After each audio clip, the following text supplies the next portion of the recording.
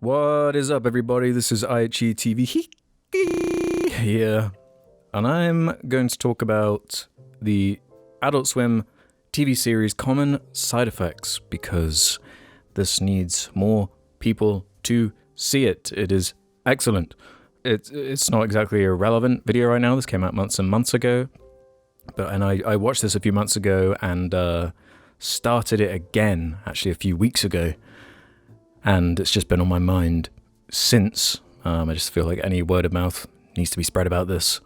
So what's so good about it? For me, I'm a broken record with these animated shows, and especially when they're aimed towards adults, because I feel like there's a huge potential for storytelling, and there is a market just waiting to be exploded there, outside of the realm of, France and Japan, obviously. The kind of sad story behind this is the crew behind it. Let me see, Joseph Bennett here, who I guess I know from Scavengers Rain first, which was an excellent show.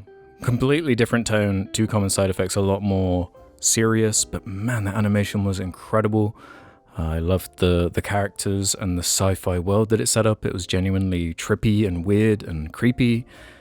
Great stuff. I'd also recommend Scavengers Rain, but obviously it didn't get renewed. Well, not obviously, no one watched it.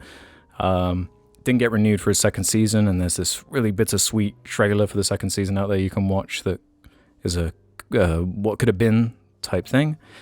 But here, Common Side Effects, it's a bit more of a comedic, absurdist world that they're going for, which I think is connected and goes obviously for that Adult Swim audience a lot more than the serious nature they were going with Scavengers Rain. Let me just turn down.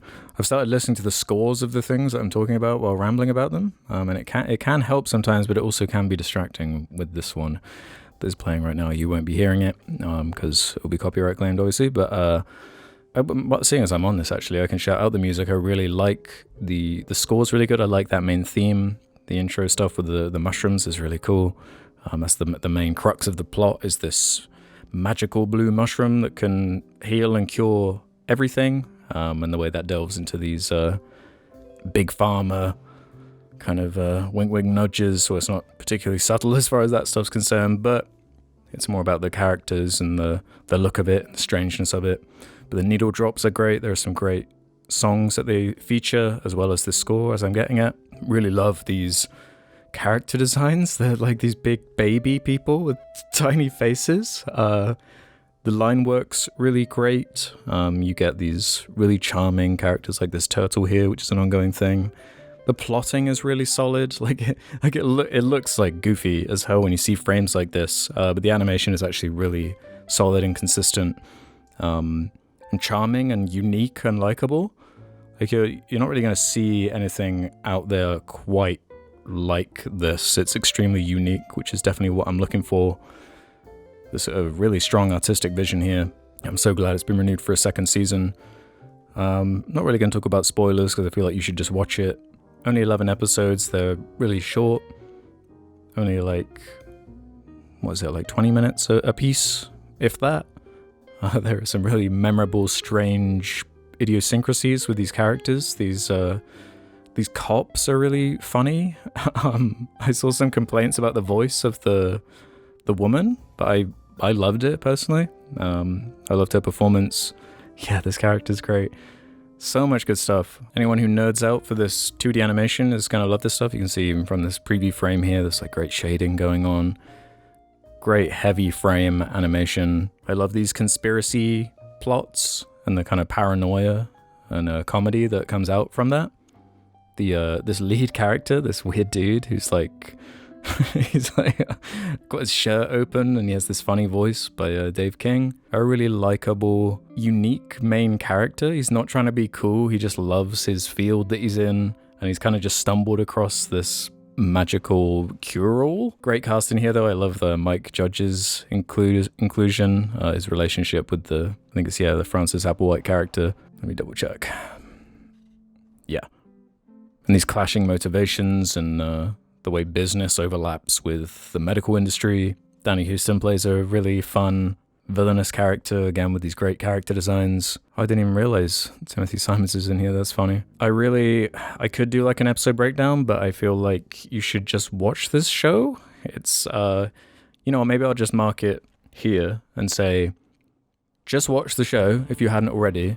It's short, it's quick, it is weird, but I assume if you're watching this, you probably like some weird things too.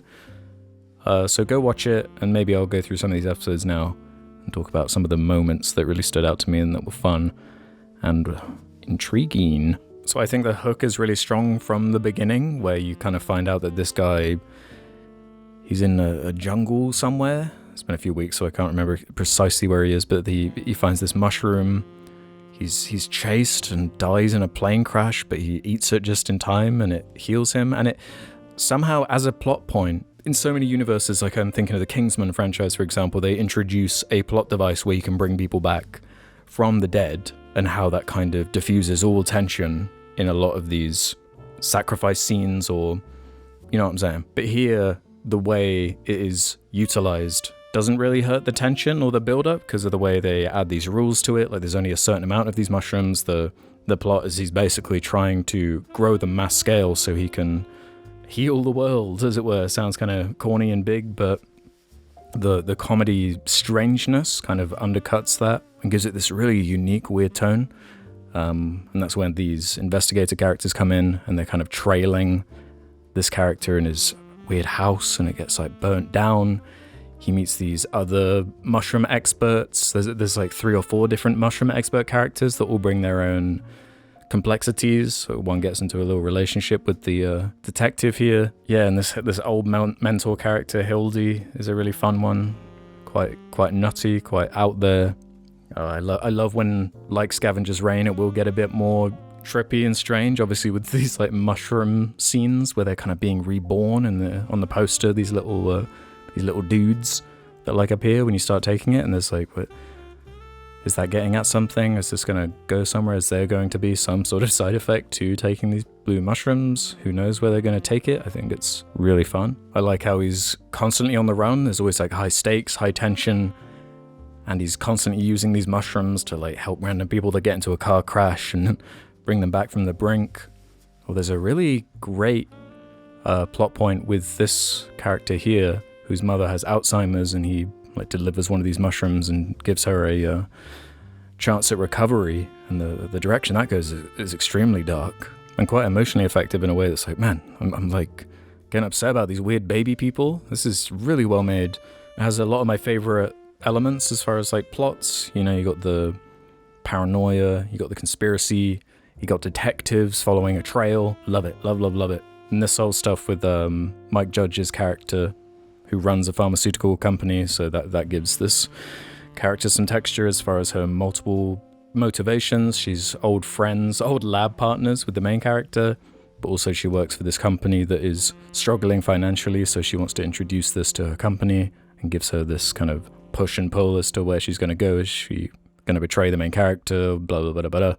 It even goes into kind of body horror-ish territory towards the end in the last episode with some fantastic animation. I could just chuck on any of these episodes and watch it whenever. It is so strange and beautiful and weird. Common Side Effect gang, we gotta signal boost this shit. We gotta get people watching it, because I want to see this to the end. This is exactly what I'm looking for from my media. Keep it strange, keep it weird, have that intricate line work and art in there. Absolutely adore this. Please check it out, even if you just went through the spoiler section. Bye.